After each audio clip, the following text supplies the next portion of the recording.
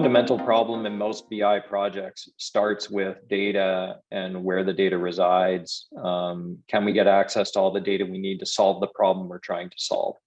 And I think fundamentally, if I look back and in all the businesses I've done in this space, even if you look at the old days when we did Crystal, a lot of the challenges we had at Crystal was people would say, well, we won't buy Crystal reports until we get our data warehouse in place. So it was always this, well, we're going to wait until we get our data problem solved. And in every business that I've built, it was the same story. It was like, do we have our data organized before we can start looking at the tooling? So I think that fundamentally, I still think that that's the biggest challenge is, can we make that frictionless?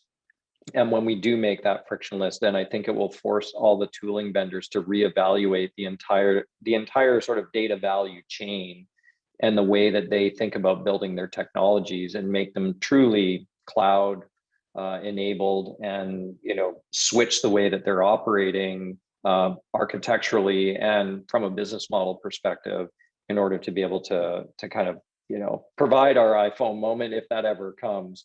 But I do think that we're still a ways away from even solving the data problem and having a really slick